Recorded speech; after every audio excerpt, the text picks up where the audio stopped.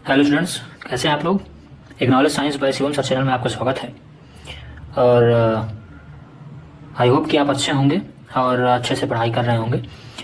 तो आज इस लेक्चर नंबर तीसरा का जो सेकंड पार्ट है यानी 3B में, उसमें हम देखेंगे कुछ स्पेशल टाइप के एग्जांपल्स अदिश राशि के और उनका एक्सप्लेनेशन कि कैसे वो अदिश राशि हैं। तो चलिए देखते हैं। इसमें पहला एग्जाम्पल है जो कि आप लोग अगर कभी डीपली पढ़ने की कोशिश किए होंगे तो ढेर सारा कई बार मतलब गूगल यूट्यूब में ये सब सर्च कर चुके होंगे, लेकिन कभी जवाब नहीं मिला होगा या कभी आप संतुष्ट नहीं हुए होंगे। तो चलिए देखते हैं इसको। पहला एग्जाम्पल है आवेश यानी चार्ज। चार्ज चार्ज क्यों अदिश है, कैसे समझें इसको। तो इसको समझना आसान है। और पहला रीज़न तो आप इस तरह समझ सकते हैं कि जब किसी वस्तु को हम रब करते हैं यानी रगड़ते हैं तो उस पर चार्ज डेवलप हो जाता है। जानते ही हैं, छोटी क्लास में 9th में बताया जाता है कि किसी वस्तु को रगड़ेंगे तो उसमें चार्ज डेवलप हो जाएगा। तो जब वो चार्ज डेवलप होता है तो क्या उसकी कोई डायरेक्शन होती है।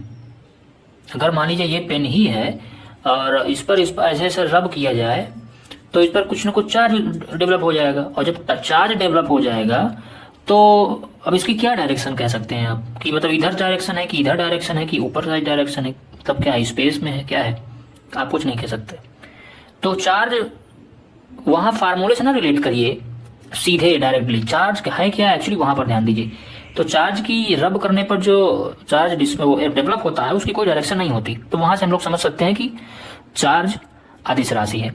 अच्छा, ऐसे नहीं समझना तो थोड़ा सा ऐसे एक और है जो समझ सकते हैं हम। इसलिए दो दो रीजन तैयार करके रखते हैं कि कोई रीजन तो आपको समझ में आए ताकि भूले नहीं, ताकि वो जो फालतू की ट्रिकें हैं यूट्यूब की वो ना आपको देखनी पड़े बार बार। दूसरा रीजन ये है कि ये सदिश योग का नियम का पालन नहीं करते हैं। कहने का मतलब कि अगर आवेश है और एक आवेश Q1 दिया है 2 कूलाम और दूसरा आवेश दिया है Q2 3 कूलाम, तो ऐड करना होगा तो आप डायरेक्टली मैथमेटिक्स के साधारण नियम के अनुसार ही आवेश को जोड़ते हैं, ना कि वहाँ डायरेक्शन का कोई फर्क नहीं पड़ता। आवेश में कभी ऐड किए होंगे तो वहाँ डायरेक्शन का कोई फर्क नहीं पड़ता है। या फिर एक आवेश ये है एक आवेश ये है और इसका रिजल्टेंट निकालने के लिए कह दिया जाए आपसे तो वही पाइथागोरस प्रमेय लगा के ही रिजल्टेंट निकालेंगे Q1 square plus Q2 square under root में।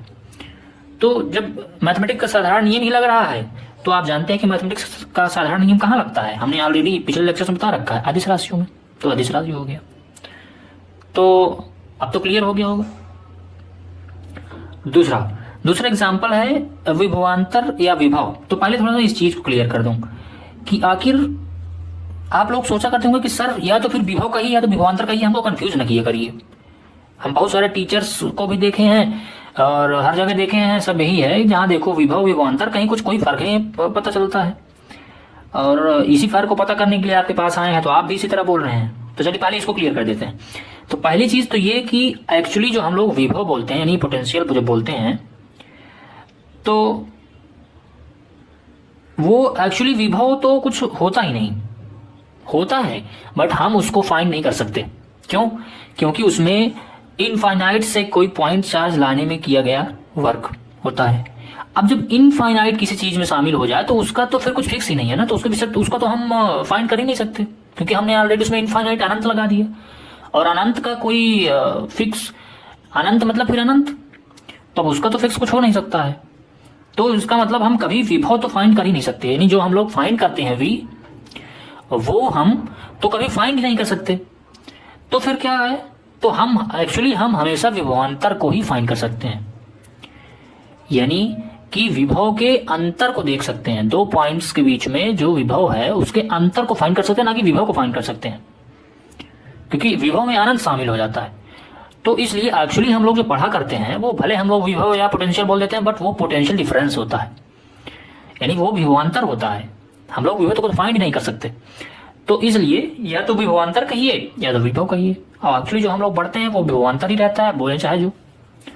तो चलिए देखते हैं अनंत से। अब देखिए विभवांतर या विभव कहते किसे हैं, तो अनंत से पॉइंट चार्ज को किसी पॉइंट तक लाने में किया गया कार्य, अनंत से किसी पॉइंट चार्ज यानी बिंदु आवेश को लाने में किया गया कार्य।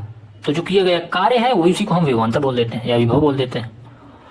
तो ओवरऑल किया क्या गया, अनंत से किसी पॉइंट चार्ज को लाने में क्या किया गया, कार्य किया गया ना। तो ओवरऑल ये विभवांतर है क्या, एक प्रकार का कार्य है। किसके लिए कार्य है, पॉइंट चार्ज को लाने में अनंत से। तो अगर ये एक प्रकार का कार्य है तो हमने ऑलरेडी लेक्चर 3A में बता रखा है कि कार्य क्या है, स्केलर क्वांटिटी यानी अदिश राशि है। तो ये भी एक प्रकार का कार्य ही तो है, तो इसका मतलब ये भी अदिश हो गया फिर। तब तो इसमें कुछ सोचना विचारना ही नहीं है। ठीक है, क्लियर। अब अगला एग्जांपल देखिए जो बहुत कंफ्यूजन करता है शायद इसका। अब यहाँ पर कई बार हमारे दिमाग में कुछ ऐसे क्वेश्चंस आते हैं कि यार हम समझ नहीं आता आखिर इसको गूगल या यूट्यूब पर सर्च कैसे करें, मतलब कैसे बोलें कि गूगल यूट्यूब समझ। तो अब वो तो सॉफ्टवेयर है, वो एक कह लीजिए मशीन है, तो कोई इंसान तो है नहीं जो हम क्या कहना चाह रहे हैं बात को भी समझ ले, यानी हमारी फीलिंग भी समझ ले कि अगर पूछना क्या चाह रहे हैं वो तो समझ नहीं सकते। आप जो लिखेंगे अगर उसके पास रिजल्ट है तो वो शो कर देगा, अदरवाइज नहीं शो करेगा, या तो फिर उससे रिलेटेड जो वीडियोज पॉइंट्स होंगे उनको शो कर देगा। तो कई बार हम पूछ नहीं पाते। जैसे अब बात होती है कि इलेक्ट्रिक करंट की, तो इलेक्ट्रिक करंट में क्या होता है कि आप लोग सोचते होंगे कि सर जब हम लोग पढ़ते हैं तो उसमें मतलब ऐसे होता है कि ये बैटरी लगा दी गई और ये, तो उसमें हम लोग ये देख लेते हैं कि सर कि एक्चुअली सर क्या होता है कि ये जो प्लस जिधर की तरफ होता है ये इधर होता है आपका, कहने का मतलब कि इधर करंट जाता है और इलेक्ट्रॉन इधर आते हैं, यानी इस दिशा में इलेक्ट्रॉन आते हैं और ये इस दिशा में करंट रहता है।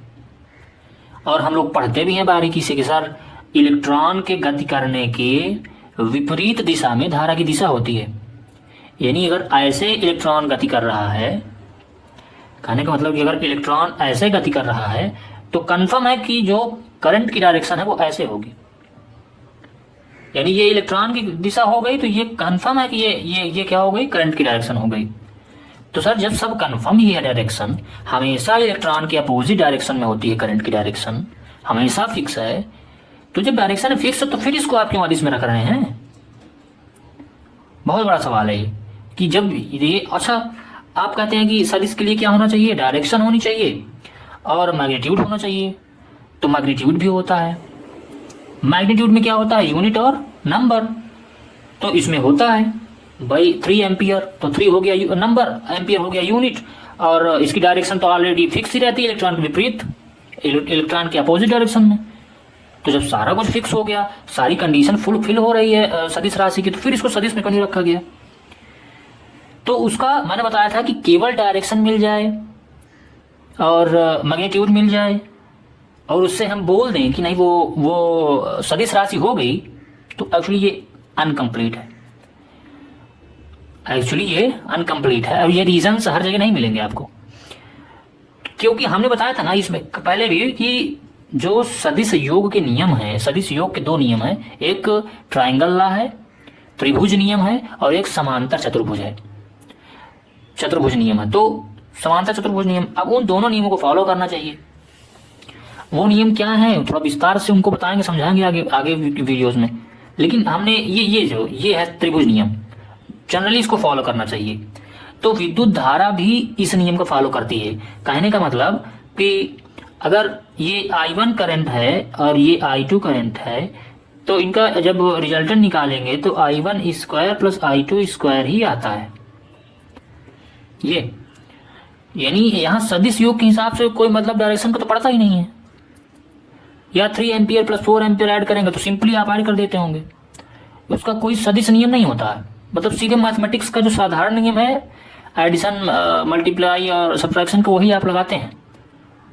तो जब वो इसका मतलब वो सदिश नियम का तो पालन ही नहीं कर रही है, सदिश की जो योग नियम है, तो हमको वो भी तो देखना है। इसलिए जब कभी कंफ्यूजन हो जाए तो आप ये भी देख लिया करिए कि ये सदिश योग के नियम का पालन करता है कि नहीं करता है। केवल डायरेक्शन देख लेंगे तो कंफ्यूज रहेंगे। मैं खुद कंफ्यूज रहता था कि यार अगर इसमें डायरेक्शन है तो सारा कुछ फिक्स है तो फिर क्यों अदिश में रखा गया। तो यही जवाब मिलता था कि यार ज़्यादा परेशान ना हो, बस ये है कि दिमाग में रखो। अब दिमाग हमारा कहता था कि हम नहीं रख पाएंगे भाई शिवम सर, हम इसको नहीं रख पाएंगे इस तरह दिमाग में, इसको आप कुछ ढूंढिए रीज़न, नहीं तो हमारे माइंड में सेट नहीं हो रहा मेमोरी में। तो मजबूरी में हमको इसको रीज़न ढूंढना पड़ा, काफ़ी डिस्कस करना पड़ा, और जब पता चला कि अच्छा हाँ सदिश योग के नियम का पालन नहीं करती। तो चलिए आगे देखते हैं। अगला एग्जाम्पल है रेजिस्टेंस, प्रतिरोध।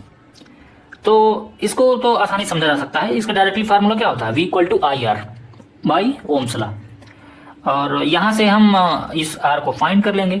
तो R इक्वल टू क्या आ जाएगा, ये V हो गया और ये मल्टीप्लाई में है I, तो ये अपान में चला जाएगा, तो V अपान I आ गया। तो V यहाँ पर क्या है, विभवांतर है, I क्या है, विद्युत धारा है।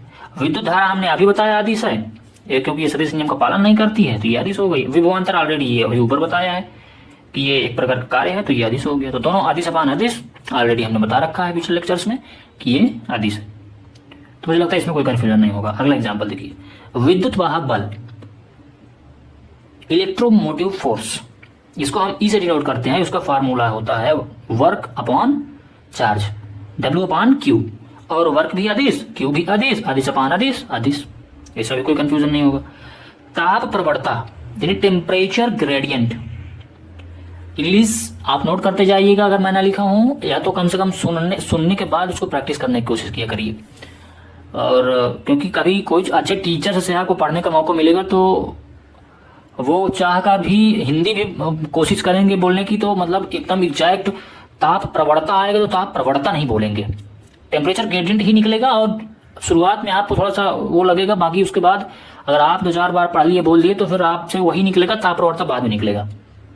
क्योंकि पता नहीं क्यों क्या है, क्या सॉफ्टवेयर है, हमारा माइंड का कुछ ऐसा सिस्टम है, इंग्लिश को ज़्यादा वो एक्सेप्ट करता है कहीं ना कहीं। तो ताप प्रवणता या टेम्परेचर ग्रेडियंट का जो फार्मूला होता है del theta upon del x, लेकिन यहाँ थीटा एंगल नहीं है, यहाँ थीटा टेम्परेचर को डिनोट करता है, और ये थीटा थोड़ा सा अलग टाइप का रहता है। बीच में जो ये जो लाइन है थोड़ा लहराती हुई रहती है और थोड़ा सा ज़्यादा ऊपर रहती है, तो थोड़ा सा अलग टाइप का थीटा होता है। टेम्परेचर को हम थीटा से भी डिनोट करते हैं। तो अपॉन डेल एक्स, तो ये क्या हो गया, टेम्परेचर। टेम्परेचर हमने ताप ऑलरेडी बता रखा है पहले, उसमें जो पहला वीडियो था एग्जाम्पल्स का कि वो अदिश है, और डेल एक्स ये भी अदिश है। तो अदिश अपान अदिश क्या हो गया, अदिश। क्यों, क्योंकि यहाँ डेल एक्स क्या है, तो डेल एक्स क्या है, टेंजेंट, जो टेंजेंट होता है वो है डेल एक्स, और m equal to tan theta सुने होंगे। तो ये m इक्वल टू जो tan थीटा था, actually m equal to tan theta को ही डेल एक्स का यहाँ कहा गया है। तो जाहिर सी बात है tan थीटा है तो इसको कैसे सदिश कह देंगे, sine theta, tan theta, cos theta. तो ये तो सारे ये जो m है ये कभी सदिश हो ही नहीं सकता ना, ये तो आदिश है, इसलिए आदिश या टेम्परेचर आदिश, ये भी आदिश आदिश।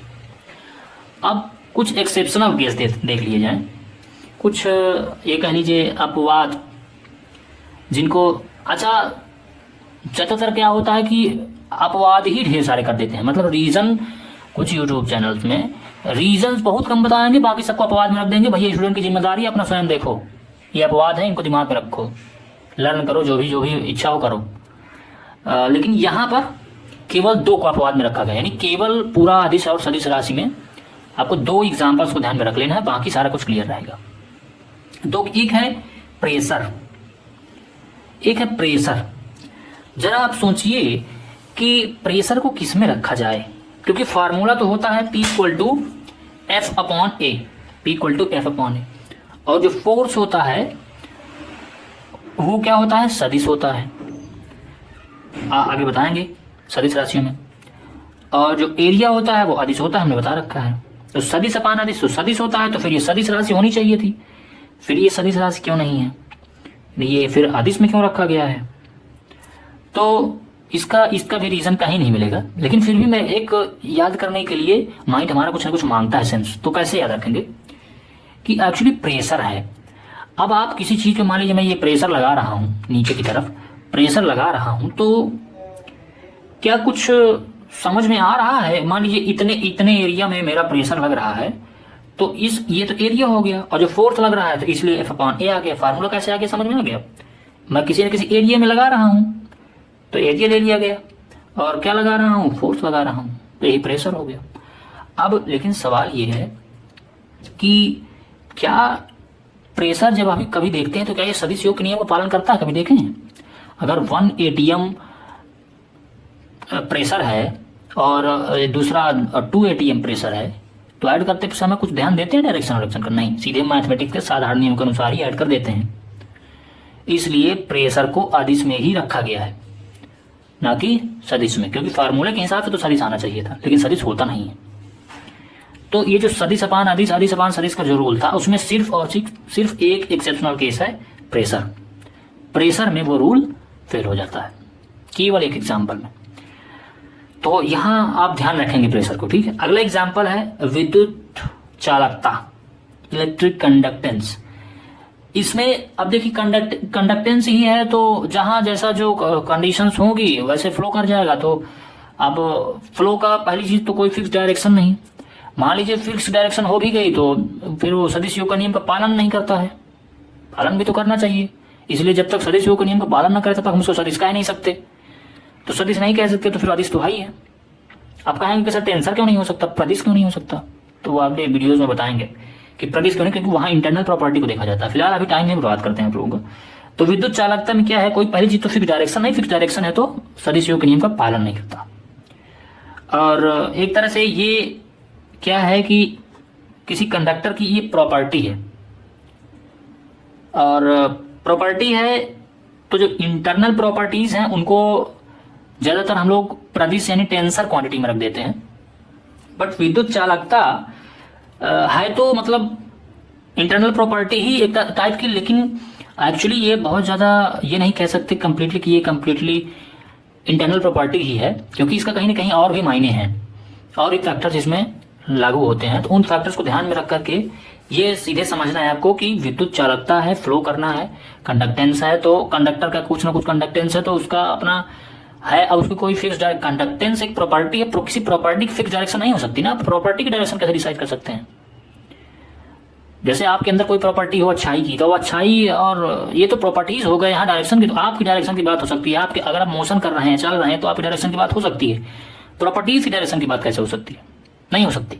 इसलिए विद्युत चालकता को भी अदिश यानी स्केलर क्वांटिटी में रखा गया है।